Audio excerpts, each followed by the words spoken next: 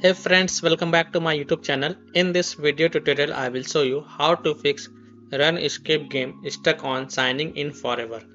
So if you are stuck on the signing in screen in Runescape game, then here follow the steps to fix this problem. Steps to fix Runescape stuck on signing in forever.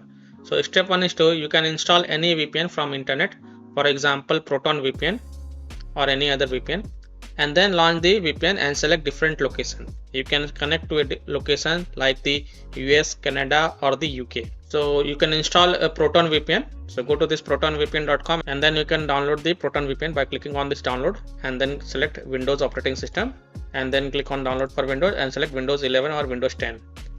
And this will download the Proton VPN, and once this Proton VPN exe file get downloaded, click it to install it and then launch VPN app and then log into your VPN app.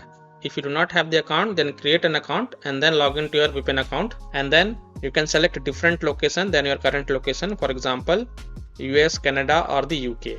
And once you are connected to VPN, then open the Jagex launcher and again the login should fail.